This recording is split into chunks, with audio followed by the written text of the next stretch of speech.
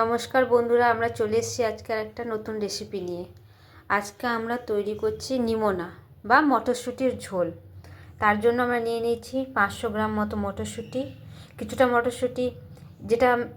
মটরশুঁটি আমরা বেটে নিব, আর যেটা বাটির মটরশুঁটি আছে সেগুলো গোটা রাখবো।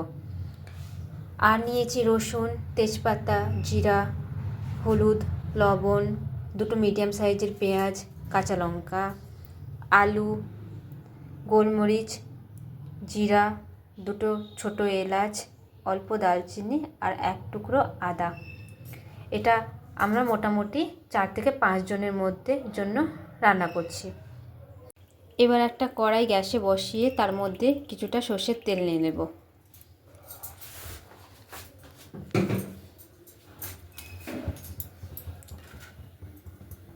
তেল গরম হয়ে এলে তার মধ্যে জিরার ফোড়ন দেব আর তেজপাতার ফোড়ন দেব।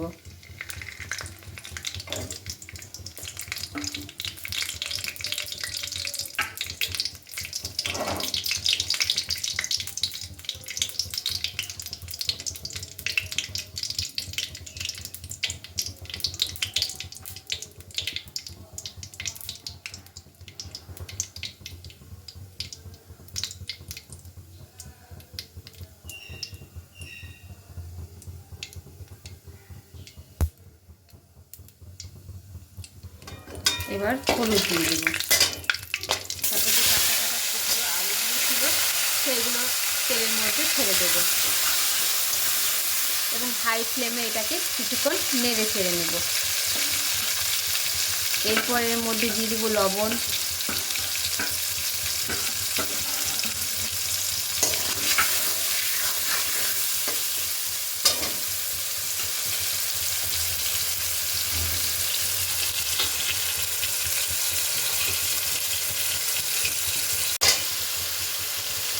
এরপর আমরা এর মধ্যে পেঁয়াজ কুচি দিয়ে দেবো।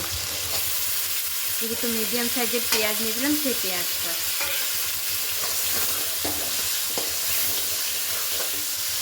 এবার এটাকে হাই ফ্লেমে নেড়ে চেড়ে ভেজে নেব।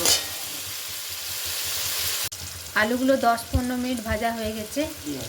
আলুগুলো কিন্তু খুব বেশি সেদ্ধ করব না, আমরা হালকা ভাজা ভাজা থাকবে। এরপরে আমরা মশলাটা দিয়ে দেব। সেই জিরে, লঙ্কা, আদা, রসুন, দারচিনি, গোলমরিচ, যেগুলো ছিল মশলাগুলো সেগুলো বেটে দিয়ে দেব।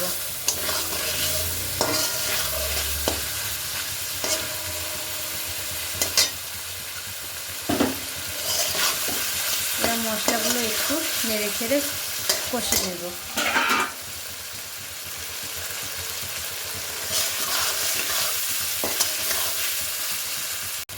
দু তিন মিনিট মতো মশলাগুলো ভাজা হয়ে গেল। এরপরে যে মটরশুঁটি ছিল সেটা বেটে এই মশলার মধ্যে দিয়ে দেবো। এরপরে এটাকে ভালো করে কষে নেব।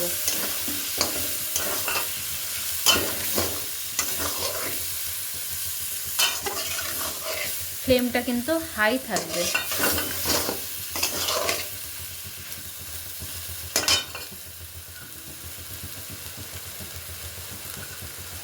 কিছুক্ষণ মশলা কষার পর 2-3 মিনিট মতো তারপরে যে গোটা মটরশুঁটিগুলো ছিল সেগুলো এবার এর মধ্যে দিয়ে দেব। এবার ভালো করে মশলাগুলো সবগুলো একসাথে কষবো। মশলা কষা আমাদের কমপ্লিট।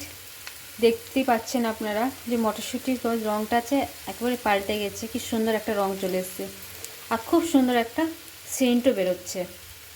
এরপরে আমরা এর মধ্যে গরম জল অ্যাড করব। আপনারা ঠান্ডা জলও দিতে পারেন, কিন্তু গরম জল দিলে রঙটা অনেক বেশি আরও বেশি ভালো হয়ে যাবে। এটা কিন্তু ঝোল ঝোল হবে, ডালের মতো। ভাতের সঙ্গে বা রুটির সঙ্গে আপনারা খেতে পারেন। এটা ঝোলের মতো হবে।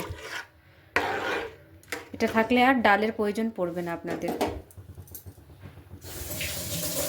এবার আমরা ঢাকা দিয়ে এটাকে কিছুক্ষণ ফুটিয়ে নেব। আমাদের মোটামুটি ফোটানো 10 মিনিট হয়ে গেছে। আলু মটর সব সেদ্ধ হয়ে গেছে, আর রঙও দেখেন কি সুন্দর ফুটে উঠেছে। আর দেখুন এর কনসিস্টেন্সিটাও কত গাঢ় হয়ে গেছে, ডালের মতো। এবার এর মধ্যে আমরা একটু ঘি দিয়ে দেবো আর ভাজা জিরে গুঁড়ো। আর কিন্তু কোনো রকম মশলা আমরা অ্যাড করিনি, যে মশলাগুলো আপনারা দেখেছিলেন বেটে দিয়েছে সেই মশলাগুলোই শুধুমাত্র দেওয়া হয়েছে।